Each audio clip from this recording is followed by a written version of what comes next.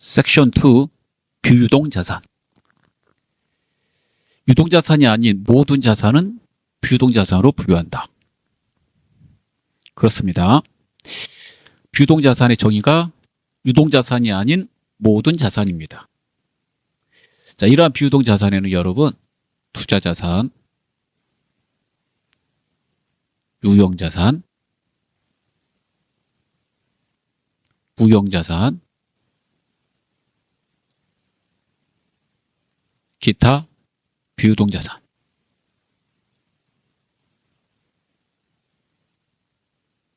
이렇게 구분할 수 있습니다.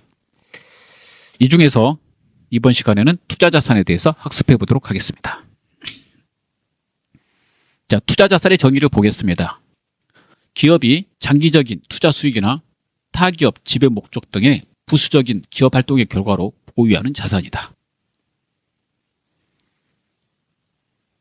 자, 개정 과목을 알아보도록 하겠습니다. 첫 번째, 장기 금융 상품에 장기성 예금이 있습니다. 장기성 예금은 금융기관이 취급하는 정기예금, 정기적금 및 기타 정형화된 상품 등으로 보고기간 말로부터 1년 이후에 도래하는 것을 말한다. 그래서 시험 문제 푸실 때 정기예금 통장을 개설했다. 근데 만기가 2년이다. 이렇게 나온다면 그 개정 과목은 정기예금이 아니라 장기성 예금으로 회계 처리하셔야 됩니다. 보고기간 말로부터 1년 이후라고 그랬으니까 보고기간은 일반적으로 12월 31일이므로 다음 연도 12월 31일까지가 만기가 되는 거는 그냥 정기예금이고요. 그 이후가 장기성 예금이 되겠습니다. 자, 두 번째 개정 과목을 보겠습니다. 특정 현금과 예금. 이 특정 현금과 예금은 시험 보실 때 이거 나오면 쓰시면 되겠습니다. 당좌 개설 보증금, 당좌예금 통장을 개설할 때 보증금을 내는데요. 그 보증금의 이름이 특정 현금과 예금입니다. 실무상 사용하는 개정 과목입니다. 자, 그래서 정기예금 통장을 개설하고 100만 원을 자기합수표로 입금하였다라고 그런다면 만기를 잘 보시고 2년이다라고 그러면 장기성 예금, 만기가 1년이다 그러면 정기예금으로 회계 처리합니다. 자기합수표면 현금이죠. 그 다음에 당사 주거래은행과 당좌 거래 3년 계약 체결하고 당좌 거래 개설 보증금 50만 원과 당좌금 계좌에 100만 원 현금을 입금하였다라고 한다면 이 당좌 거래 개설 보증금을 특정 현금과 예금으로 처리하시고 나머지 통장에 입금된 돈은 50만 원 당좌예금으로 처리하시면 되겠습니다. 이 보증금은 나중에 해약하시면 다시 돌려받을 수 있습니다. 해당되는 보증금의 용도는요, 각종 당좌수표 발행하거나 어음 발행할 때 수수료 등이 발생되는데 거기에 대한 금융기관에서 만약에 대비한 담보적 성격으로 보증금을 입금하라고 하고 있습니다. 자, 그 다음 장기투자증권의 개정 과목을 알아보도록 하겠습니다. 장기투자증권은 만기보유증권과 매도가능증권을 통합해서 표시할 때 쓰는 이름이고요. 우리는 회계 처리할 때 따로따로 회계 처리해야 되니까 개정 과목은 만기보유증권, 매도가능증권 이렇게 외우시면 되겠습니다. 만기보유증권은 기업이 가지고 있는 유가증권 중에서 사채, 국채, 공채, 즉 사채 등을 말하고요. 그러한 사채 등을 만기까지 보유하겠다.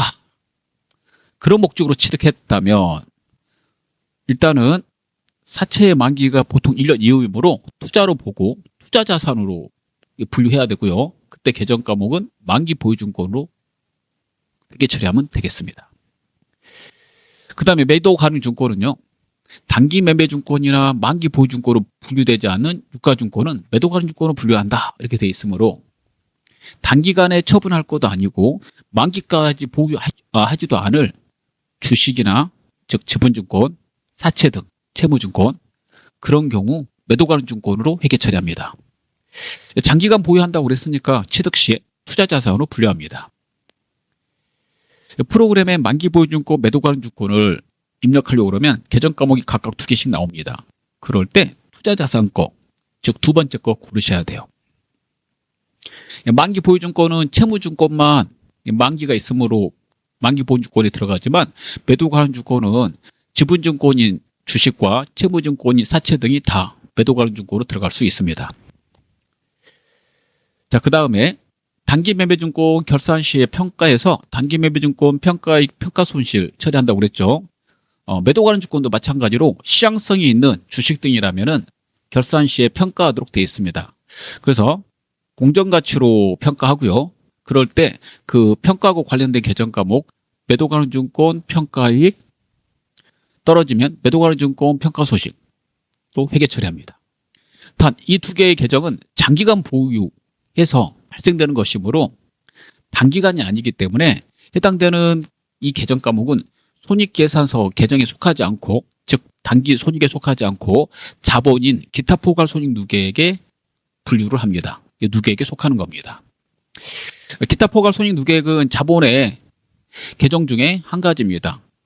법인 주식회사는 자본이 자본금, 자본여금, 자본조정, 기타 포괄 손익 누계액, 그 다음에 이익잉여금이 있는데 그 중에 한 가지가 되겠습니다. 매도 가능증권과 만기 보유증권을 가지고 있다가 만기가 1년 내에 되거나 또는 1년 내에 매도 가능증권을 처분할 거라면 그럴 때 해당되는 이 만기 보유증권과 매도 가능증권은 투자자산이 아니라 유동자산으로 분류를 하셔야 됩니다. 유동자산에 당좌자산으로 분류해야 되는데 그거는 회사가 기말에 이제 판단할 일이죠. 그래서 프로그램에서는 개념 과목이 각각 2개씩 있습니다. 근데 우리 시험 볼 때는요, 취득하는 것만 시험에 많이 내고 그다음에 평가하는 것만 내기 때문에 기말 현재 내년 1년 내에 처분하겠다 이런 거는 또 1년 내에 만기가 다가온다 이런 거는 시험에 내지 않아요. 그래서 시험 보실 때 만기 보유증권, 매도 가능증권은 투자자산권로 선택해서 회계 처리하시면 되겠습니다. 자, 그 다음에 아래에 당구장 표시 잠깐 더 보도록 하겠습니다. 단기 매매증권이 있는데요. 단기간 매매 차익 목적으로 가지고 있는 유가증권이죠. 이 단기 매매증권은 단기 투자자산에 속하고 단기 투자자산은 당좌자산에 속하죠. 이러한 단기 매매증권이 시장성을 상실했다는 말은 시장에서 거래 안 한다는 거니까 상장이 폐지되거나 거래가 중지되는 경우를 말합니다. 이런 경우에는 단기간 내에 매매할 수 없으므로 해당되는 단기 매매증권은 매도 가능증권으로 분류해서 회계 처리하셔야 되겠습니다. 자, 그 다음에 유가증권 사실 때는 수수료를 지급하는데요. 단기 매매증권의 수수료는 비용 처리하지만 매도 가능증권과 만기 보유증권의 수수료는 취득원가에 가산하기 때문에 그 수수료를 매도 가능증권, 만기 보유증권으로 처리하셔야 되겠습니다. 그 다음 평가가 좀 나오고 있는데요. 평가에 대해서 좀 한번 살펴보겠습니다. 우리가 시험에 나오는 유가증권은 단기 매매증권, 회계 개정 과목으로 만기 보유증권, 매도 가능증권이 있는데 이 중에서 단기 매매증권과 시장성이 있는 매도 가능증권만 결산 시에 공정가치로 평가합니다. 즉, 그 말은 만기 보유증권과 시장성이 없는 매도 가능증권은 평가하지 않습니다. 그래서 단기 매매증권과 매도 가능증권은 평가를 하지만 만기 보유증권은 평가하지 하지 않는다. 그 취득한 금액 그대로 내버려 둔다라고 해서 사채를 우리가 사게 되면 상각 후 원가로 발행을 하게 되는데요. 상각 후 원가 그대로 내버려 둔다는 것을 상각 후 원가로 취득 원가 평가한다라고 이렇게 말합니다. 그래서 상각 후 원가, 취득 원가로 평가한다 이렇게 말해요. 그 다음에 이 매도 가능증권 결산 시에 평가를 하게 된다면 매도 가능증권 평가액 평가손실인데 이게 자본으로 분류된다고 그랬거든요. 그래서 이 회계 처리가 자본이기 때문에 다음 연도로 이율이 되거든요. 자산부채 자본은 다음 연도로 이율됩니다. 그런데 수익과 비용은 이율 안 돼요. 그해 결산 시에 소멸돼요. 그 이율 때문에 다음에 회계 처리를 좀 봐주셔야 될 것 같습니다. 첫 번째, 매도 가능증권 100만 원짜리가 있었어요. 이게 결산 시에 시가가 120이 됐습니다. 그러면 20만 원 올랐죠. 그러면은 처음에 매도 가능증권 샀을 때는 차변의 매도 가능증권 장기간 보유할 거야 라고 해서 투자자산으로 분류하고요. 그 다음에 100만 원 이렇게 써요. 그리고 대변에 현금 등 이렇게 쓰고요. 100만 원. 근데 결산 시에 120으로 올랐다. 그러면 20만 원 올랐잖아요. 그러니까 매도 가능증권 이제 100만 원짜리가 120이 됐으니까 20만 원 증가분만 회계 처리하시고, 그 다음에 20만 원 오른 거는 매도 가능 증권 평가이익 이렇게 처리합니다. 그럼 이 평가이익은 자본을 분류하라고 그랬잖아요. 자본의 기타 포괄 손익 누계액 밑에다 표시해야 돼요. 그 다음에 다음 해가 됐는데 이 매도 가능 주권이 그래서 100만 원짜리 120 갔는데 90만 원 떨어졌다 한번 해보겠습니다. 90만 원 하락한 거예요. 90으로. 그래서 중요한 사실은 자산부채 자본은 이율되기 때문에 이 매도 가능 증권 이율돼서 넘어오고 매도 가능 증권 평가액도 이율돼서 넘어오는 거죠. 그럼 매도 가능 증권 이율돼서 넘어온 게 100에서 20도에서 120인데 이제 90이 됐잖아요. 90. 그럼 결국에는 90만 원으로 해당되는 자산의 가치가 하락했으므로 매도 가능 증권 30을 빼야 돼요. 그러면 이제 90만 원짜리가 되겠죠. 그럼 이제 차별은 뭐 써야 되냐가 중요한 건데 매도 가능 증권 평가이익 20이 있는 상태에서는 매도 가능 증권 평가이익을 먼저 써야 돼요. 그래서 매도 가능 증권 평가이익 20회계 처리하고 그 다음에 10만 원만 매도 가능 증권 평가 손실 쓰게 됩니다. 그 이유는요. 매도 가능 증권 평가이익과 평가 손실은 동시에 존재할 수 없어요. 둘 중에 하나만 존재하셔야 됩니다.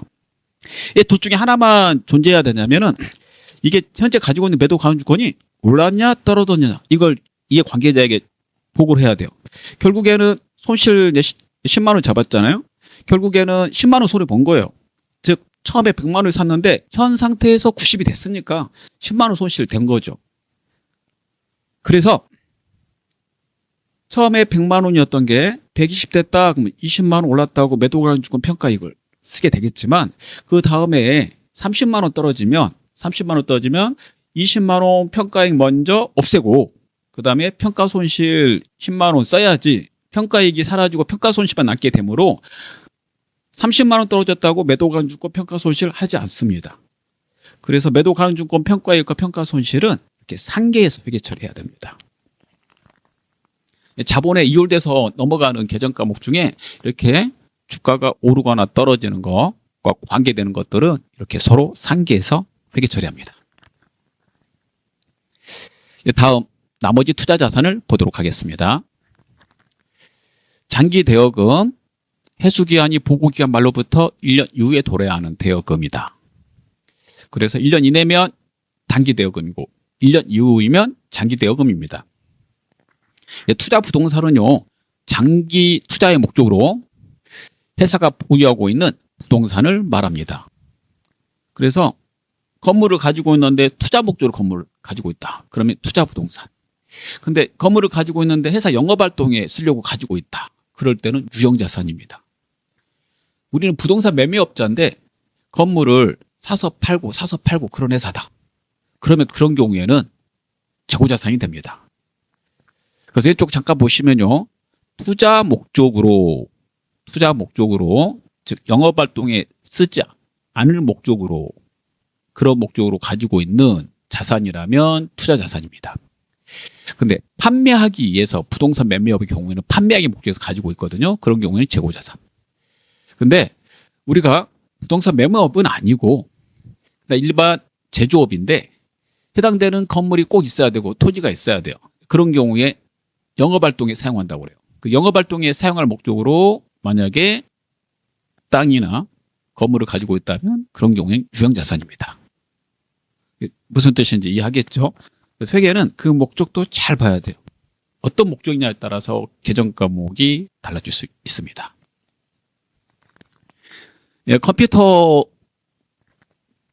판매를 해요. 그러면 컴퓨터가 재고자산이 되거든요. 근데 컴퓨터 판매업을 하는데 한 대는 영업활동할 때 쓸 거예요. 즉 업무에 쓸 거란 말이에요. 그럼 그건 유형자산입니다. 그래서 그 목적을 잘 봐야 돼요. 부동산 매매업을 해요. 건물이 세 채 있는데 한 채는 업무용으로 쓸 거예요. 그럼 유형자산이 되고 나머지는 재고자산이 되는 거죠. 투자 부동산 풀 때는 그거에 윤점해 주시기 바랍니다. 그 다음에 퇴직연금 운용자산을 보도록 하겠습니다. 퇴직연금 운용자산은 퇴직금을 연금으로 운용할 때 그때 쓰는 계정 과목인데요. 기업이 직원의 퇴직금을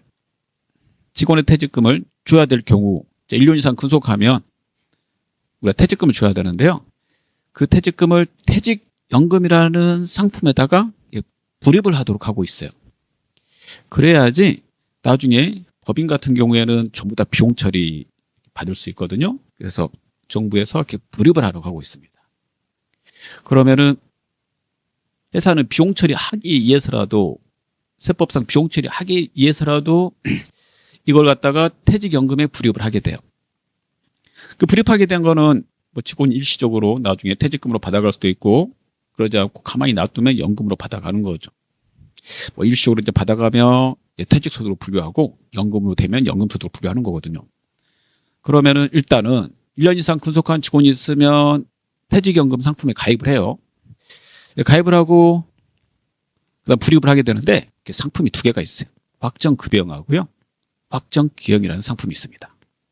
이 확정급여형은 이제 DB라고도 하고요. 확정기형은 이제 DC라고 하는데 영어로 확정급여형 퇴직연금은 회사 계좌에다가 직원의 퇴직금을 불입하는 겁니다.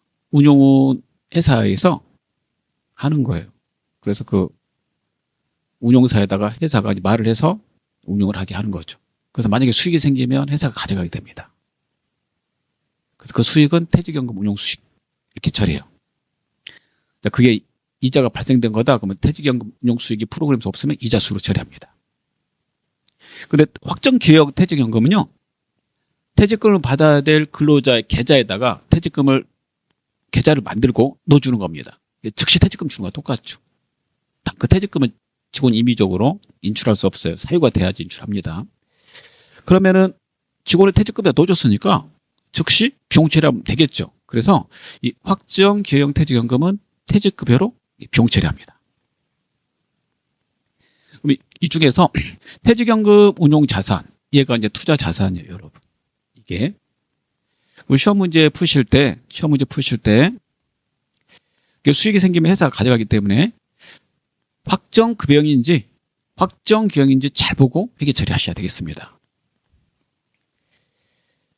자, 그러면 투자자산에 대한 설명을 다 마쳤는데요. 중요한 개정을 다시 한번 말하고 이 단원을 끝내도록 하겠습니다. 첫 번째, 장기성 예금, 정기예금 통장 만기가 1년 이후일 때. 두 번째, 만기 보유증권, 매도 가능증권은 투자 자산이다. 처음에 취득했을 때. 만기 보유증권 평가 시에 그 평가하고 관계되는 매도 가능증권, 매도 가능증권 평가 시에 매도 가능증권 평가액과 평가 손실은 자본으로 분류하고 자본의 종류 중에서 기타 포괄 손익 두 개로 분류합니다. 그리고 그 평가액과 평가 손실은 자본이기 때문에 이율돼서 넘어오므로 서로 상계해서 회계 처리해야 된다. 나머지 투자 자산에서는 투자하고 관계돼서 땅이나 건물 샀다면 투자 부동산으로 처리하시고, 그 다음에 퇴직연금 상품 중에서 투자 자산으로 분류되는 거는 확정급여형 상품이다. 이렇게 알아두시면 되겠습니다. 그 다음에 매도 가능 증권에서 좌측에 잠깐 보시면요. 단기 매매증권 평가이익 평가손실 단기손익으로 처리합니다. 근데 매도 가능 증권 평가이익 평가손실은 자본으로 해요. 단 매도 가능 증권 평가하다가 장기간 보유하다가 처분했다라고 한다면 이건 단기손익으로 분류합니다. 자, 여기까지 알아두시면 되겠습니다. 유형자산에 대해서 학습해 보도록 하겠습니다. 첫 번째, 유형자산의 정의를 보도록 하겠습니다. 재화의 생산, 용역의 제공, 타인에 대한 임대 또는 자체적으로 사용할 목적으로 보유하는 물리적 형체가 있는 자산으로서 1년을 초과하여 사용할 것이 예상되는 자산이다. 자, 이 말에 세 가지가 압축되어 있는데요.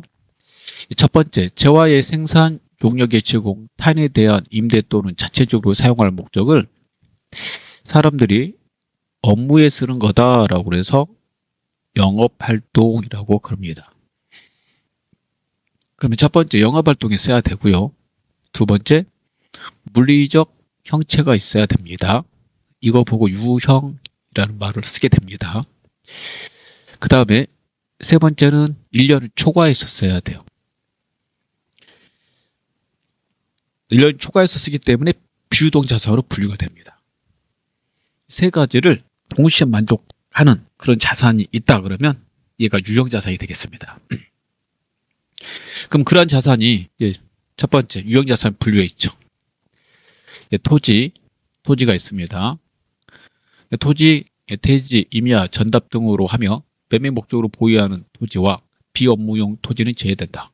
그럴 수밖에 없죠. 매매 목적으로 보유하는 토지는 재고 자산이고, 그 다음에 비업무용 토지는 투자 자산이기 때문에 그렇습니다. 그 다음에 두 번째 건물이 있습니다. 회사의 영업활동에 사용되고 있는 점포, 창고, 사무소, 공장 등의 건물과 냉난방, 전기, 통신 및 기타 건물 부속 설비 등을 말한다. 그 다음에 구축물은요, 이 부분입니다. 토지 위에 정착한 건물 이외의 교량, 궤도, 갱도, 정원 설비 및 기타의 토목 설비 또는 공작물 등을 말합니다. 그 다음에 기계장치는요, 제품 등의 제조 생산을 위하여 사용하는 기계장치, 운송 설비와 기타의 부속 설비 등을 말합니다. 그 다음에 건설 중인 자산은 유형자산의 건설을 위하여 직접 또는 간접으로 소요된 재료비, 노무비, 경비로 하되 건설을 위하여 지출한 도급금액 등을 포함한다. 건설 중인 자산은 유형자산의 취득을 위하여 취득 완료 시까지 지출한 금액을 처리하는 임시 계정으로 취득 완료 시에 해당 계정으로 대체된다. 이 부분은 시험 보실 때 우리가 건물을 신축한다 이렇게 나올 거예요. 신축할 때 들어가는 그 모든 돈들은 건설 중인 자산으로 처리합니다. 그리고 대출을 받아서 혹시 차입을 해서 또 건물을 짓고 있다 그러면 그 차입에 따른 비용, 이자가 있거든요. 그 이자 비용까지 전부 다 건설 중인 자산으로 처리합니다. 물론 완공이 되면 건물로 받게 되는 거죠. 그래서 건물로 대체돼요. 그 다음에 여섯 번째 차량 운반구 비품이 있습니다. 두 번째 유형자산의 취득원가를 보도록 하겠습니다. 최초에는 취득원가로 측정하며 취득한 돈으로 한다는 거죠. 취득원가를. 그 다음에 현물 출자 증여 기타 무상으로 취득한 자산은 공정가치를 취득원가로 한다. 공정가치는 뭐 유사한 말로 시가라고도 합니다. 현물 출자는 주식을 발행하고 물건을 받았을 때입니다. 금전이 아니라. 그래서 그 물건이 만약에 유형자산이라면 그 유형자산의 취득원가는 공정가치로 한다는 말이고요. 현재 그 유형자산 살 때 실제 시장에서 형성된 금액, 그걸 이제 공정가치라고 그러거든요. 그 금액으로 한다는 거고, 그 다음에 다른 사람한테 이렇게 증여받았을 때 그것도 현재 그 자산을 내가 산다면 시장에서 형성된 금액 공정가치로 한다는 거고, 근데 무상으로 취득했을 때도 그렇습니다. 취득원가의 구성을 보겠습니다. 먼저 구입원가, 취득원가 되고요. 만들었다면 제작원가가 됩니다. 여기에 경영진이 의도하는 방식으로 자산을 가동하는 데 필요한 장소와 상태에 이르게 하는데 직접 관련되는 비용 다 포함합니다. 그런 것들이 이제 밑에 나오고 있습니다. 매입할인은 차감합니다. 예시를 잠깐 보죠. 예제. 예에 있는 거. 설치 장소 준비를 위한 지출, 취득원가를 구성합니다. 외부 운송 및 취급비 구성하고요. 설치비 구성하고. 설치비를 달라고 그러면 설치비까지 주고 써야 되는 것이므로 그 금액을 유형자산 취득원가에 포함시켜야 되겠죠. 취득세도 그러고요. 중요합니다. 국공채 매입 시 매입 금액과 현재 가치의 차이. 이거는 해당된 유형자산을 취득할 때 지방채 같은 걸 이제 혹시 반드시 사야 되는, 사지 않으면 이제 등록이나 이제 등기가 안 되는 경우가 있거든요. 그럴 때면 이런 국공채를 매입하게 돼요. 그 이제 매입 금액은 액면금액이라고 합니다. 매입 금액과 현재 가치는 이제 시가라고 그래요. 매입 금액이 이제 10만 원이고 이제 시가는 보통 더 매입 금액보다 같거나 더 작아요. 9만 원. 이렇게 해서 이제 국공채를 사게 되면 해당되는 국공채는 이제 단기 매매증권, 뭐 만기 보유증권, 매도 가능증권으로 분류를 하고요. 그다음 걔네들은 쓰실 때 현재 가치로 써야 된다고 그랬거든요. 시가로. 이게 시가로 쓰게 돼요. 근데 우리는 돈 주고 살 때 매입 금액, 액면 금액으로 사야 돼요. 그럼 9만 원하고 10만 원의 차액 만 원이 발생되잖아요. 이 만 원. 돈은 이제 10만 원 나갔는데 나는 이제 9만 원에 쓰게 되니까 이 국공채는 현재 가치로 쓰라고 되어 있거든요. 취득세. 현재 가치라는 거는 이거 사서 10만 원에 사서 무조건 사야 되는 거예요. 그래야지 등기가 되는 겁니다. 그 유형 자산별로 반드시 사야 되는 게 있어요. 그럴 경우 그 차액 만 원 어떻게 하냐 그러니까 이거 살 때 발생된 거다. 그래서 취득원가에다가 포함시켜라 그런 내용이 되겠습니다. 그 다음에 자본화 대상인 차입원가는 자본화는 자산 처리해야 되는 그런 뜻이고요. 차입원가는 돈을 빌릴 때 들어가는 비용을 말합니다. 그래서 이걸 일명제 이자라고 그래요. 자산 처리해야 되는 이자는 취득원가를 구성한다. 그래서 해당되는 자산에다가 포함시켜야 된다는 거죠. 그게 아까 말했던 건물을 지을 때 발생되는 대출금에 따른 이자입니다. 차입 대출이죠. 이렇게 우리가 흔히 말하는. 예. 그럴 때는 그 이자 비용을 건설 중인 자산으로 처리한다. 자, 별표한 거 있잖아요. 이 별표한 거. 예, 지금 별표 3개였는데 3개가 잘 나옵니다. 그 다음에 왼쪽에 있는 거는 취득원가에 해당이 되지 않으므로 취득원가를 구성하지 않는다고 그럽니다. 그래서 내용을 한번 읽어보시면 돼요. 뭐 관리 및 기타 일반 간접원가, 그 다음에 유형자산 산출물의 수요가 형성되는 과정에서 발생하는 뭐 가동손실, 그 다음에 기업이 영업 전부 또는 일부를 재배치하거나 재표사하는 과정에서 발생하는 원가, 이렇게 쭉 한번 보시면 되겠습니다. 그 다음에 일괄 구입을 보도록 하겠습니다. 일괄 구입은 한꺼번에 유형자산을 사는 거예요. 여러 개를 한꺼번에.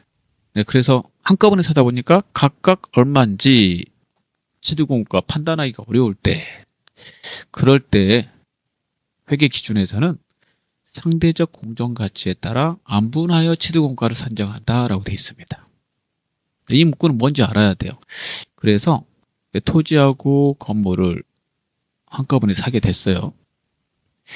네, 이걸 1억 2천만 원 주고 사기로 했다고 해보겠습니다. 한꺼번에 1억 2천만 원 주고 샀다고 해보겠습니다. 그러면 한꺼번에 사다 보니까 토지는 얼마지? 라고 이제 쓰려면 힘들잖아요. 그럴 때 이 토지의 취득원가는 상대적 공정가치에 따라서 안분해서 한다고 그랬죠. 그러면 배분한다는 말이에요. 안분은. 그러면 전체 금액 1억 2천을 배분할 건데 곱하기 토지하고 건물의 공정가치. 만약에 각각 따로따로 산다면 걔네들의 공정가치가 있을 거예요. 그래서 그걸 분모에다가 집어넣고요. 토지와 건물 각각의 공정가치 더해서 분모에다 넣고 분자에다는 토지의 공정가치. 그럼 전체 공정가치 중에서 토지가 차지하는 그 비율이 나오는데 이걸 곱해주면 이를 안분한다고 그러죠. 그럼 이 금액을 취득원가로 한다. 만약에 건물이라면 이 자리에 건물의 공정가치를 쓰게 되겠죠. 네, 그렇게 해서 처리하는 겁니다. 자, 그 다음에 3번 건물의 철거를 보겠습니다. 자, 내용 2가지가 나옵니다. 여기까지가 첫 번째 거고요. 여러분 여기까지가 두 번째 겁니다. 한번 첫 번째 거 읽어볼게요. 건물을 신축하기 위해서 구건물, 즉 오래된 건물이 있는 토지를 취득하고 그 건물을 철거하는 경우, 그러면 철거를 했으니까 철거비가 발생되겠죠. 이 건물의 철거니까 그 철거 비용은 취득원가에 가산한다. 이 부분이 중요한 거, 이 부분. 자, 우리는 토지만 필요해요. 근데 토지에 건물이 오래된 게 있는 거예요. 그러면 그 토지를 정상적으로 쓰려면 어떻게 해야 돼요? 구건물을 철거해야 되잖아요. 그럼 그 철거비 나왔다 그러면 그거 토지에다가 플러스 해야 되겠죠. 토지를 정상적으로 쓰기 위해서 발생된 거니까. 그 말이에요. 그렇게 한다. 그 철거비. 그래서 토지로 처리. 그다음에 철거하는 과정에서 부산물 같은 거, 뭐 고출이라든가 그런 거 해서 이제 팔아갖고 생긴 이제 수익이 발생된다면 그건 이제 취득원가에서 차감해요.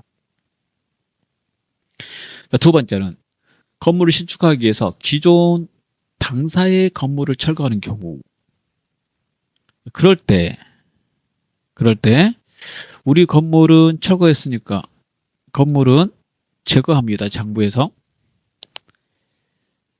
그리고 그 장부 금액만큼 유형자산 처분 손실을 처리해야죠. 돈은 받지 않았으니까. 철거비는 어떻게 할까요? 우리 회사 건물이 필요 없어서 철거를 하는 거예요. 신축하기 위해서. 그러면 건물 철거한 만큼 손해가 발생되니까 유형자산 처분 손실로 하는 건데 거기까지 이해되시죠? 근데 거기서 철거비 나왔다 그러면 철거해야지 우리가 건물을 지을 수 있는 거잖아요. 그럼 그 철거비는 이 건물을 철거하면서 발생된 비용이니까 이 또한 유형자산 처분 손실로 처리합니다. 또 다른 계정이 있다면 수수료 비용이 있는데 이때 수수료 비용은 판관비가 아니라 영업의 비용에 있는 수수료 비용으로 할 수도 있어요. 일반적으로 시험 볼 때는 유형자산 처분 손실로 한꺼번에 하시면 되겠어요. 그래서 이렇게 정리한 겁니다. 두 개. 이렇게 우리 이제 건물이 이제 유형자산이다 보니까 이런 거 철거할 때 혹시 철거비 나오면 그럴 때는 회계 처리 어떻게 해야 되는지 거기에 대한 설명이죠. 그다음에 증여 기타 무상 취득은 앞에서 이제 좀 말했죠. 그 취득원가 구성에서 그럴 때 이게 중요하죠. 무상으로 이렇게 받았을 때는 그 돈 주고 실제 우리가 산다면 시장에서 그걸 이제 공정가치라고 그러죠. 그 공정가치로 취득원가를 쓰고 상대 계정에는 이제 무상으로 받았으니까 영업의 수익인 자산수중이익으로 처리합니다. 외우셔야 돼요. 자산수중이익, 자산수중이익. 예제를 보겠습니다. 당사는 본사 건물을 신축하고자 건물이 세워져 있는 부지를 100만 원에 구입하고 대금은 당좌수표를 발행하여 지급했다. 또한 건물의 철거 비용으로 건물이 세워져 있는 부지만 필요한 거예요. 부지는 이제 토지잖아요. 건물이 있다 보니까 그 건물을 없애야 되겠죠. 그럼 그 철거비 이제 뭘로 해야 된다고 그랬어요? 해당되는 부지, 토지를 정상적으로 쓰기 위해서 발생된 거니까 이 철거비까지 줘야지 토지를 정상적으로 쓸 수 있으므로 토지로 처리한다고 그랬죠. 상가분을 몰아서 이렇게 합쳐서 토지로 처리할 거예요. 그래서 이제 101만 원. 근데 철거하면서 고철이 나왔대. 고철은 우리가 받은 거지 주는 게 아니니까 빼야 되겠죠. 그래서 100만 5천 원 이렇게 된 겁니다. 그래서 얘는 더하고 얘는 이제 뺀다 이거죠. 자, 그 다음에 당좌수표 발행하면 당좌예금이고 보통예금은 보통예금이 되겠고요. 현금 받은 건 현금이 되겠습니다. 이게 제일 중요한 회계 처리 되겠죠. 두 번째, 신축사업을 짓기 위하여 당사의 945억 취득은 100만 원 했는데 가치가 이렇게 70만 원 떨어진 거예요. 그럼 이거 이제 장부 금액이 얼마짜리냐면 이제 30만 원짜리죠. 그럼 이걸 그대로 철거하면 30만 원의 손해가 발생돼요. 그 이름은 유형자산 처분 손실 30입니다. 근데 철거비가 나왔다. 그럼 철거비까지 손해 본 거기 때문에 철거까지 해야 그 다음에 건물을 지을 거 아니에요. 그래서 그 철거비 똑같이 유형자산 처분 손실 처리해요. 그래서 우리 건물 철거하면서 결국에는 손해 본 게 그 건물 장부 금액과 철거비. 그래서 31만 원이 됩니다. 해당된 유형자산은 두 개 다 자산이니까 이율돼서 넘어왔기 때문에요. 이게 이제 차변에 있는 거고 이게 대변에 있는 거여서 차변에 있는 거는 이제 대변으로 옮겼고 대변에 있는 거 차변으로 옮겨서 장부에서 이제 없앴습니다. 그리고 현금 지급한 건 현금 처리한 거고요. 이 회계 처리는 여기 나오거든요, 여러분. 그때 다시 한번 설명하겠습니다. 그 다음 거 보도록 하겠습니다. 교환에 의한 취득입니다. 교환에 의한 취득. 두 가지가 있습니다. 이종자산 간의 교환, 서로 다른 유형자산을 교환하는 게 있고 그 다음에 동종자산, 같은 자산 교환하는 게 있어요. 이종자산 간의 교환은 서로 다른 자산 간의 교환이기 때문에 그때 당사가 취득한 유형자산은 우리가 제공한 자산의 공정가치로 한다라고 되어 있습니다. 그래서 우리가 기계를 취득했어요. 기계장치 그리고 차량을 줬어요. 차량 방구 이렇게. 그렇다면 이 부분만 잠깐 볼게요. 우리가 취득한 거잖아요. 우리 자산의 취득원가는 우리가 제공한 거 있거든요.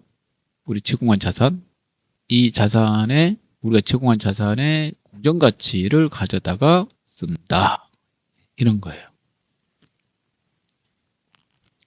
근데 동정자산 간의 교환은 좀 달라요. 동일한 업종에서 혹시 유사한 용도로 사용되는 것을 교환했을 때 그게 이제 전제 조건인데요. 기계를 주고 우리가 준 거예요. 우리 거 당사 겁니다. 기계를 주고 기계를 받았을 때 그러니까 우리가 쓰던 거 구기계, 신기계 이렇게 말합니다. 그럴 때 이 기계장치 취득 공간은 우리가 제공한 자산에 제공한 자산이잖아요. 이 장부 금액을 갖다가 쓴다 이거예요. 다르죠. 왜 이렇게 다르게 했을까? 그러면 동일한 업종에서 유사한 용도로 쓰던 그 유형 자산을 서로 교환할 때는 같은 용도로 쓰던 것들을 이제 그 기계가 하는 일만 좀 다른 거예요. 그 다음에 뭐 이게 절단 기계인데 조립 기계로 바꾼다든가 막 그 정도죠. 그 정도는 수익 쪽에서 보시면 이러한 경우 수익 창출을 인정하지 않고 있습니다. 인정하고 있지 않아요. 그래서 인정하고 있지 않아야 되니까 수익이 발생하면 안 돼요. 즉 수익 쪽에서 한번 이런 내용이 제가 한번 읽어볼게요. 그 수익편에 있는 내용입니다. 인식 부분에 성격과 가치가 유사한 재화나 용역 간의 교환은 수익이 발생한 거래로 보지 아니해야 된다라고 돼 있어요. 그래서 이런 경우가 그 예가 되는데요. 그러면은 수익이 안 나오려면 우리가 쓰던 걸 100만 원이라고 예를 들어서 해볼게요. 100만 원짜리 쓰던 걸 우리가 새로 받은 기계장치한테 100만 원 쓰게 돼요. 이렇게. 그리고 우리가 쓰던 기계 장부에서 없애니까 100만 원이라고 쓰게 될 거 아니에요. 그러면은 차익이 발생되지 않으니까 여러분 수익이 발생되지 않겠죠. 그렇게 하기 위해서 장부 금액으로 하기로 한 거예요. 근데 서로 다른 자산 간의 교환은 자산의 그 가치가 다른 거니까 이때는 이제 수익이 인식되죠. 서로 다른 것을 교환했으니까. 차를 주고 기계를 받았다. 그렇게 한다면은. 그래서 이거는 이제 공정가치로 합니다. 첫 번째 거 이 공정가치에 대해서요. 불확실할 경우 우리가 제공한 자산의 공정가치가 얼마인지 알 수가 없어서 쓸 수가 없다 그런다면 취득한 자산의 공정가치로 기록하라고 되어 있고요. 그 다음에 자산 교환에 현금 수수액이 있는 경우에는 받을 경우에는 취득원가에서 차감하고 지급할 경우에 취득원가에서 가산한다라고 되어 있으니까요. 이런 경우는 이 부분을 반영해서 회계 처리하셔야 되겠습니다. 자, 그 다음 거 보도록 하겠습니다. 자, 세 번째입니다. 취득 후의 지출. 취득 후의 원가 이렇게도 말합니다. 유형자산은 이제 장기간 사용하기 때문에 취득하고 나서도 지출이 계속 발생됩니다. 이제 거기에 대해서 해당되는 지출이 단순 원상회복, 농률 이주를 위한 지출이냐? 아니면 그 지출이 미래의 경제적 효益유입 가능성이 매우 높고 원가를 실효성 있게 할 수 있는 지출이냐라고 구분하라고 되어 있어요. 그래서 첫 번째, 만약에 그 지출이 유형자산의 인식 기준, 즉 미래의 경제적 효익의 유입 가능성이 매우 높고 원가를 실효성 있게 측정할 수 있는 지출일 때, 그러니까 쉬운 말로 하면 미래에 돈이 많이 들어오는 지출일 때 이런 뜻이에요. 자, 그런 경우 자산 처리하라고 되어 있는데요. 이를 자본적 지출이라고 합니다. 예시가 있어요. 개조, 계량, 증설, 확장, 엘리베이터 구체적으로 나옵니다. 그다음 에스컬레이터 설치, 그다음 피난시설, 냉난방장치 설치, 그다음 이 지출이 일어나고 나서 발생되는 생산 능력 증대, 그다음에 더 오래 쓰게 되는 내용 연수 연장, 그다음에 상당한 이 지출이 일어나고 나서 원가 절감 또는 품질 향상을 가져왔다. 그런다면 이 유형자산의 인식 기준을 만족하게 되는 거예요. 그래서 유형자산으로 처리해야 되겠다라는 거죠. 자, 그 다음에 만약에 단순하게 원상회복을 하거나 동률 유지를 위한 거다. 자, 그런 거면 이는 비용 처리하라고 되어 있고요. 이를 수익적 지출이라고 회계용어로 말을 하고 있습니다. 우리는 앞에 거 단어를 알아야 돼요. 이렇게 자본적 지출, 수익적 지출 이렇게 나올 거거든요. 그러면 이거 자산 처리하라는 거야. 이는 비용 처리하라는 거야. 이렇게 알아두셔야 돼요. 만약에 자산 처리하라는 거다라고 한다면 만약에 건물에 엘리베이터 설치했다 그러면 그 엘리베이터 그 설치비는 건물로 하라는 거고요.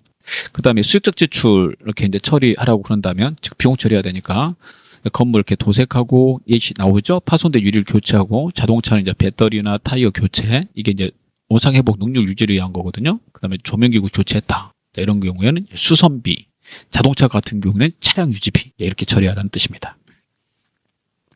그 다음에 이론이 잘 나오는 거는 이제 이런 건데요. 만약에 이걸 잘 이해를 못 해갖고 자본적 지출로 처리해야 되는데 수익적 지출 처리했다면 어떤 회계상의 오류가 발생되는지 그런 걸 물어봅니다. 자본적 지출이 자산 처리한다고 그랬고 수익적 지출이 비용 처리한다고 그랬죠. 근데 자본적 지출을 해야 될 거 수익적 지출을 처리했다는 말은 자산 처리해야 될 거 비용 처리했다는 말이잖아요. 그럼 이제 자산이 과소계상되고 이제 비용이 과대계상되게 됩니다. 참고로 비용의 과대는 이익을 줄이게 되기 때문에 이익을 줄여서 과소계상되게 되고요. 그다음 그 이익은 우리 자본다 더하는 건데 이익이 과소되면 이제 자본이 이제 줄어들게 된다 이런 거죠. 반대는 이제 똑같은 말이니까 반대 한번 읽어보시면 될 건데 한번 설명하면 비용 처리해야 될 건 만약에 자산 처리했다. 그럼 자산이 과대계상되고 비용이 과소계상되겠죠. 비용의 과소는 이익의 과대를 가져오고 이익은 자본에다 더하는 거니까 자본의 과대로 이어진다 이런 뜻이 되겠습니다. 이 부분은 이제 시험에 많이 나왔습니다. 그 다음에 감가상각을 보도록 하겠습니다. 감가상각은 해당되는 유형자산을 오랫동안 쓰고 그러면 그 유형자산 사용에 따른 소모가 발생되고 그 다음에 시간 경과에 따라서 또 기술의 변화에 따라서 구식이 돼요. 구식 같은 것을 이제 용어로 이렇게 진부하라고 그래요. 당연히 해당되는 만큼 경제적 효익이 감소되죠. 그래서 경제적 효익이 감소된다. 그러면 이 감소되는 만큼을 감가상각을 통해서 얼마 감소했는지 인식해야 된다라고 되어 있어요. 그 감가상각은 그 감소되는 것을 가치가 떨어지는 거잖아요. 상각하기 위해서 이제 회계 처리하는 것이기 때문에 상각해서 없앤다는 말은 취득한 그 원가를 갖다가 내용연수 동안에 내용연수로 이제 사용하는 기간을 말하거든요. 그걸 비용으로 처리해서 배분한다는 뜻이죠. 평가하다는 뜻이 아니라 그래서 원가의 배분이다. 취득 원가를 갖다가 그 내용연수 기간에 거쳐서 계속 쓰다 보면 사라지니까 그걸 이제 비용 처리해서 나눈다라는 뜻입니다. 그럼 얼마큼씩 비용 처리해가지고 계속 배분해서 해당되는 취득 원가를 없애야 될까요? 라고 하게 되는데 그거 하기 위해서는 계산을 해봐야 되겠죠. 그래서 감가상각비 계산에 3요소가 나오게 되는데 얼마 주고 산 거냐, 그다음 몇 년간 쓸 거냐, 쓰고 나면 가치가 얼마 남느냐, 즉 취득원가, 내용연수, 잔존가치, 이게 감가상각비 계산의 3요소입니다. 하지만 이 감가상각을 안 하는 것도 있어요. 감가상각 안 하는 자산이 있는데 감가상각 쪽을 좀 더 한번 읽어볼게요. 감가상각은 사용 가능한 때부터 시작하고요. 오랜 시간 써도 시간과 기술의 변화에 따라서 진부화가 안 되는 게 있어요. 그게 두 개 있거든요. 토지와 건설 중인 자산입니다. 얘네는 감가상각을 하지 않아요. 이 두 개는 암기하셔야 되겠습니다. 토지가 노후화가 될 일이 없고 그다음 건설 중인 자산을 짓고 있는데 노후화가 될 수가 없겠죠. 그러면은 그 두 개를 빼고 감가상각을 하게 되는데 감가상각 방법이 나오게 돼요. 이 세 가지 가지고 감가상각을 합니다. 이렇게 감가상각 방법이 있습니다. 감가상각비 계산의 3요소가 취득원가, 내용연수, 잔존가치 이렇게 말하고요. 취득원가를 다른 말로 원가라고도 하는데 그 이유는 이것 때문에 그래요. 취득한 금액에다가 자본적 지출분까지 더하기 때문에 자본적 지출은 취득하고 나서 추가로 발생되는 비용인데 그게 미래 경제적 효익의 유입 가능성이 높은 것들이잖아요. 그래서 그거는 자산에다 더하기 때문에 더한다면 그 금액을 포함해서 감가상각을 해요. 자, 그래서 여기까지가 만약에 들어간다면 이제 원가라고 해야 된다라고 그래서 취득원가, 원가라고 그럽니다. 자, 그러면 감가상각 방법은 1년간 쓰고 나면 그 가치 떨어진 것을 취득원가에서 빼기 위해서 비용 처리하는 거잖아요. 그래서 이게 만약에 5년 쓰겠다. 그럼 5년을 걸쳐서 이제 비용 처리해 가는 거죠. 배분해가지고. 그럼 1년에 한 번씩 감가상각을 하는 게 원칙입니다. 그 이유는 이제 결산 때문에 그러죠. 1년간 썼다면 그걸 비용 처리하기 위해서. 그래서 1년분 감가상각비 공식을 만들었고요. 여러 연구 끝에 만들었어요. 각각은 다 장단점이 있습니다. 하나씩 보도록 하겠습니다. 첫 번째, 정액법은 매년 같은 금액으로 감가상각하는 거예요. 같은 금액, 그래서 정액이라고 그러는 거죠. 이제 공식을 외우셔야 되는데, 취득원가 빼기 잔존가치, 그래서 취득원가 또는 원가 같은 말로 알아두시면 돼요. 이게 자본적 지출분이 포함되면 원가라고 그래야 되니까 외우실 때는 그냥 취득원가로 외우십시오. 이걸 먼저 계산하고 나누기 내용연수로 합니다. 네. 이 금액으로 매년 감가상각하는 거예요. 합리적이지는 않겠죠. 많이 쓰는 해도 있을 텐데, 예를 들어서 차를 많이 탔어요. 기계를 많이 썼어요. 그럼 가치가 많이 떨어져야 되잖아요. 노후화가 많이 될 거니까. 근데 그런 거 생각하지 않는 거예요. 그냥 매년 같은 금액으로 해서 나온 금액을. 합리적인 면에서는 합리적이지 않지만 관리하기는 편합니다. 그래서 이 방법을 쓸 수도 있어요. 근데 합리적이지 않은데 왜 쓸까? 그러면 좀 한 번 더 들어보세요. 제가 또 계속 설명해 볼게요. 두 번째, 정률법은 미상각 잔액, 즉 상각이 안 된 금액에다가 정률을 곱합니다. 정률을 다른 말로 상각률이라고 그러고, 그 정률은 이 공식입니다. 시험 볼 때는 이 정률을 제시해요. 0.4 뭐 이런 식으로 하라고 나옵니다. 그럼 여러분이 계산하면 되겠죠. 그대로 해서. 이거 미상각 잔액에 곱하기 정률. 정률은 바뀌지 않는 율이거든요. 그러면 얘는 바뀌잖아요. 상각 안 된 금액은. 미상각 잔액은 만약에 한번 상각이 됐다 그러면 취득한 원가에서 감가상각비 더한 게 감가상각 누계액이거든요. 그래서 이만큼 이제 뺀 거죠. 이게 일명 장부금액인데 이 금액이 갈수록 줄어들어요. 얘는 바뀌지 않고 첫 해는 이 금액이 제일 크겠죠. 그래서 처음에는 감가상각비가 많이 되고 그 다음 해부터 점점 줄어드는 겁니다. 합리적이지 않죠. 이게 많이 쓰고 적게 쓰고 이런 거 따지지 않아요. 이것도 정액법도 그러던데 이게 좋은 점은 뭘까요? 첫 해에 비용 처리가 많이 되겠죠. 우리가 첫 해에 비싸게 돈 주고 사온 해 아니에요. 그럼 그 해에 비용 처리 많이 받고 싶어요, 사람이. 예. 그런 분들은 이게 좋은 방법이에요. 그런 회사는 이걸 쓰려고 할 거다. 예, 실무적으로 이 두 개를 제일 많이 씁니다. 시험에서 이 두 개가 제일 많이 나와요. 두 개 공식 꼭 외우셔야 되겠습니다. 생산량 비례법, 세 번째 작업시간 비례법은 생산 많이 했다. 그건 이제 많이 썼을 거니까 많이 생각하고 생산 적게 했다.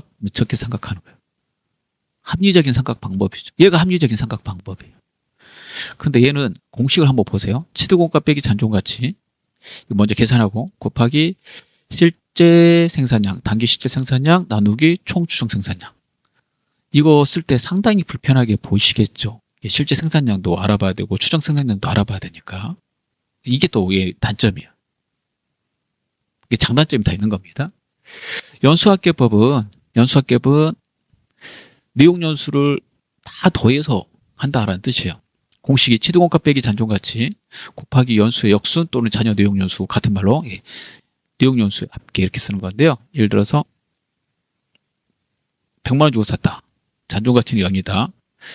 그러면 5년 쓸 거다라고 한다면 그때 5년 쓸 거라고 해볼게요. 그때 연수합계법 연 감가상각비는 여기 부분, 이게 분모잖아요. 내용연수 5년이다. 그럼 1년, 2년, 3년, 4년, 5년 이렇게 다 더해요. 그래서 연수합계법이라고 그러는 거예요. 내용연수를 다 더했다고. 그 다음에 첫 해는 5라고 쓰고요. 그 다음에는 4. 이게 바로 연수의 역순, 잔여 내용연수죠. 그 다음에 3 이렇게 가는 겁니다. 이 방법을 쓰게 되면 이게 이제 분자 부분이기 때문에 얘네 두 개는 안 바뀔 거 아니에요. 근데 얘만 바뀌지. 분자 부분만. 그래서 감가상각이 첫 해에 많이 하고 그 다음에 갈수록 줄어들어요. 그럼 얘도 첫 해에 많이 되고 그다음 갈수록 줄어든다고 그러잖아요. 이 두 개는 그래프로 그려보면 비슷하지만 첫 해에 더 많이 감가상각되는 거는 계산해보면 정률법입니다. 그래서 초기에 감가상각 가장 많이 되는 거는 정률법이에요. 방법은 여러 가지를 만드는 거죠. 그다음 이중차감법이라는 게 있습니다. 얘는 이제 미상각 잔액 곱하기 이제 상각률 이렇게 하는 거고, 상각률은 2 나누기 내용연수다 이렇게 돼 있죠.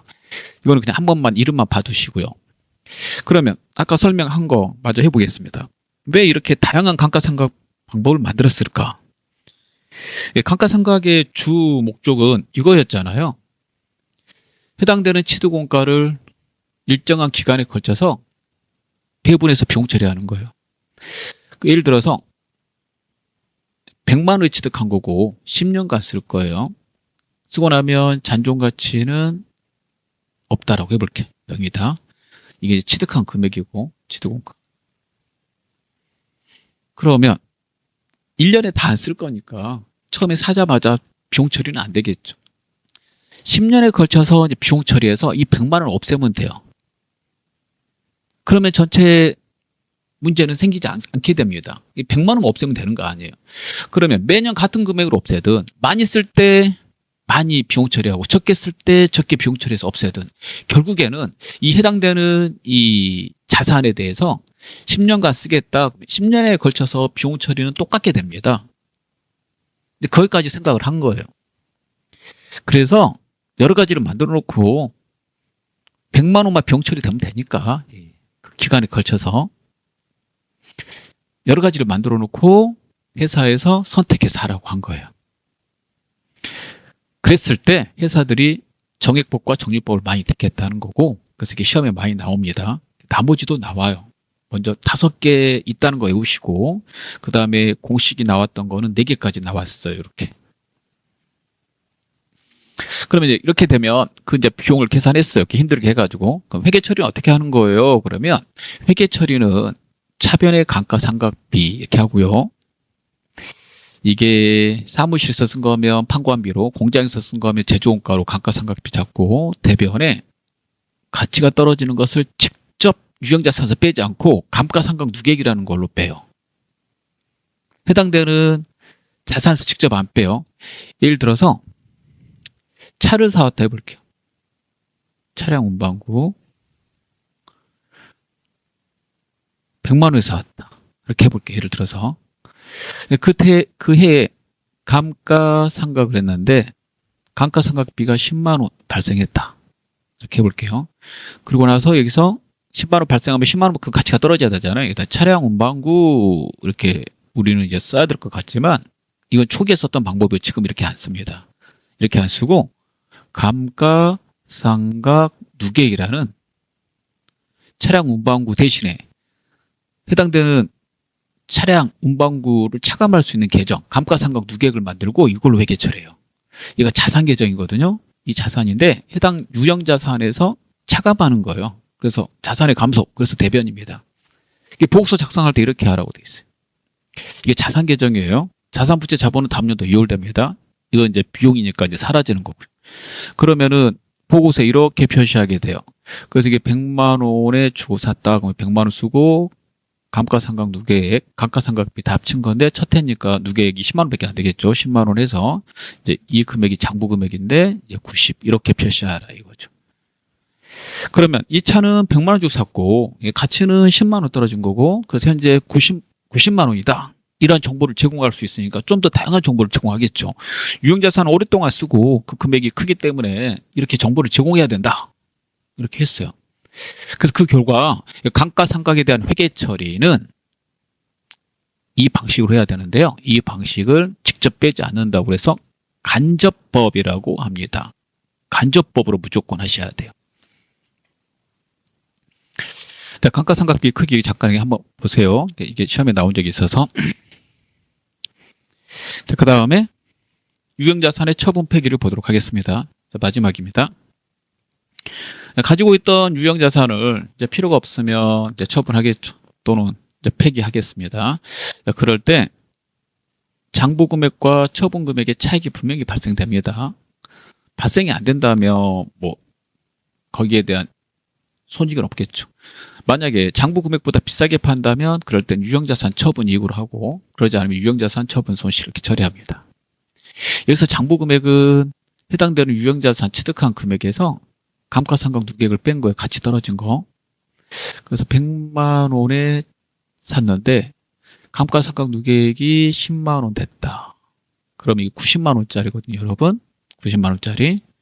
이 90만 원짜리를 만약에 내가 처분 금액 95만 원을 처분했다. 그럼 5만 원 번 거잖아요. 이 5만 원을 유형자산 처분 이익으로 하고 영업의 수익으로 분류합니다. 그 회계 처리를 잠깐 볼게요. 회계 처리 정답을 써놨어요. 두 개가 워낙에 시험에 많이 나와서. 해당되는 유형자산이 건물이라고 해보겠습니다. 건물은 100만 원 주고 샀고요. 감가상각 누계액은 50 됐다고 해볼게요. 그럼 이거 딱 빼면 이거 50만 원짜리예요. 이걸 장부금액이라고 그래요. 장부금액 위에서. 그럼 회계 처리를 하기 위해서 차변에 건물이 있을 거고 샀을 때 계속 그 자리에 있을 거예요. 같이 떨어진 건 감가상각 누계액으로 계속해서 누적해서 더해놨으니까 얘는 대변에 있을 거고. 그럼 처분하면 사라져야 되니까 차변에 있는 건물이 대변으로 가게 됩니다. 그래서 여기 유형자산 대변에 쓰게 되고 이게 이제 취득한 금액이잖아요. 이렇게 취득원가가 되게 돼요.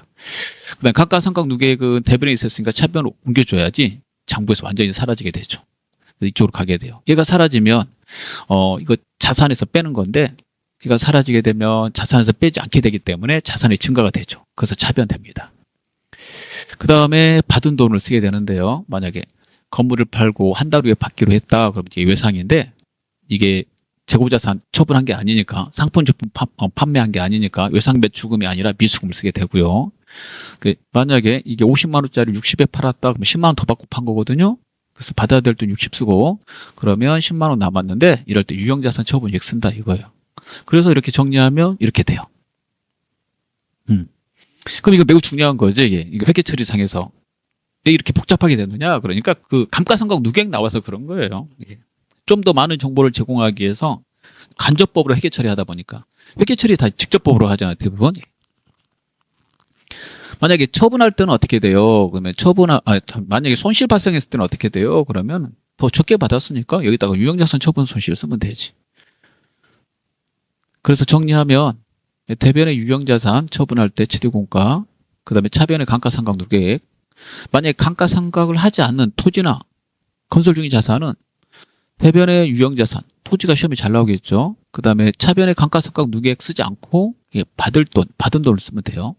근데 감가상각하는 자산은 다 감가상각 누계액이 있으니까 차변에 이거 써주시고, 그 다음 그 밑에 받은 돈 쓰고요. 그 다음에 비싸게 팔았다면 그 차액을 이걸로, 싸게 팔았다면 그 차액 손해본 건 유형자산 처분 손실 이렇게 처리하면 되겠습니다.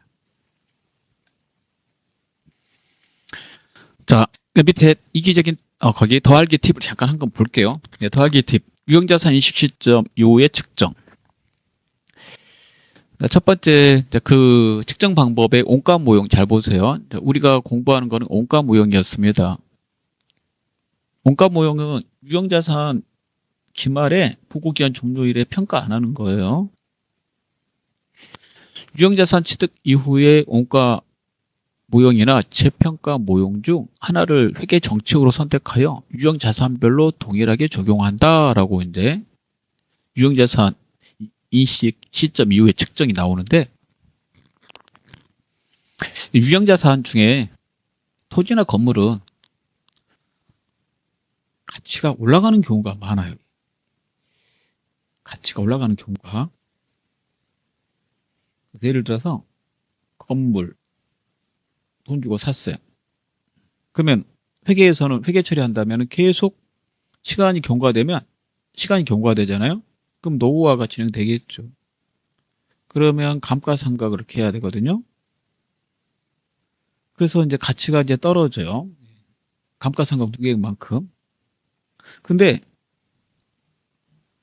이게 100만 원 주고 사서 감가상각 해갖고 이제 90밖에 안 되는데 시장에서는 내다 팔려고 했더니 건물값이 오른 거야. 이 건물이 좋은 자리에 있고 막 그래가지고 그래서 이게 150 받고 팔 수 있대요. 그러면 이거 갭 차이가 발생되잖아요. 장부에 90으로 보고 하게 되는데 90만 원으로 우리 이해 관계자는 보는데 이게 실제는 150이니까 이거 150만 원으로 써놔야 되는 거 아니냐. 90으로 쓰지 말고. 우리는 근데 90으로 쓰잖아요. 그게 우리가 했던 원가 모형이에요. 원가 모형은 그 금액을 그대로 쓴다 이거예요. 재평가 모형은 이 원가 모형으로 회계 처리하는 거에 대해서 이렇게 유형자산 중에 이렇게 공정가치가 이렇게 변하는 것들이 있다. 실제는 떨어져야 되는데 썼으니까 떨어져야 되는 거 아니에요. 그래서 이 금액으로 보고서에 표시하지 말고, 그래서 90만 원으로 표시하지 말고 평가해서 150으로 표시하자. 그게 재평가 모형입니다. 그래서 두 개 중에 하나를 택해서 그걸로 계속 회계 처리해야 돼요. 회사가 그걸 정해야 되겠죠. 그래서 유형자산 인식 시점, 즉 인식이라는 건 이제 취득한 걸 말하거든요. 취득하고 나서 그 뒤에 유형자산 금액을 보고서에 측정해서 표시할 때 원가 모형이나 재평가 모형 중에 하나를 택해서 한다. 그게 이렇게 두 개가 있습니다.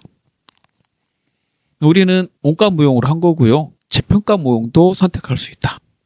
그럼 재평가 모형을 한번 읽어볼게요. 최초 인식 이후에 공정가치와 차이가 있을 경우 평가한다라고 돼 있죠. 이거하고 이거는 지금 원가 모형을 한 거고, 유형자산은 재평가일에 공정가치에서 이후에 감가상각 누계액과 손상차손 누계액이 있다면 그걸 뺀 거 차감한 그 금액, 그 재평가 금액을 장부금액으로 표시하며, 재평가는 보고기간 말에 장부금액이 공정가치와 중요하게 차이가 나지 않도록 주기적으로 수행해야 된다. 이거는 쓰게 된다면 계속 평가해야 돼. 계속. 이게 좀 힘든 거죠. 회계 처리할 때는 이건 힘들어요. 계속 해당되는 공정가치를 확인해서 다시 재평가하고 재평가해야 되니까. 그래서 재평가했는데 그 공정가치가 장부금액보다 만약에 크다면 재평가 이익이라고 해서 자본으로 분류해요. 이게 장기간 사용하기 때문에 단기 게 아니에요. 단기가 아닌 그 수익비용은 자본에서 기타 포괄 손익 누계액으로 분류합니다. 그리고 만약에 떨어졌다면, 작으면 재평가 손실. 이거는 단기 손실로 해요. 이렇게. 이 부분도 회계 처리가 조금 어려운 거예요. 우리는 이 내용만 이렇게 알아두시면 돼요. 이 부분 제가 밑줄 친 거 있잖아요. 이렇게 해서 이제 전체적으로 다 알아봤습니다. 자, 한 가지 더 말하면, 감가상각 언제 하냐면 여러분 기말에 해요. 기말에 이렇게 회계 처리하고, 그 다음에 또 한 번 감가상각을 하는 경우가 있는데 중간에 팔 때. 그래서 6개월 쓰고 팔았다 그러면 그 전 연도에 감가상각하고 그 다음에 됐을 때 6개월간 쓰고 나서 그만큼 가치가 떨어졌잖아요. 그 감가상각을 해서 감가상각 누계에게 반영을 한 다음에 이렇게 해서 회계 처리하는 겁니다. 그것도 하나 더 알아두시면 되겠습니다. 시험 보실 때는 지문에 맞춰서 하시면 되겠습니다. 자, 수업을 끝내겠습니다. 수고하셨습니다.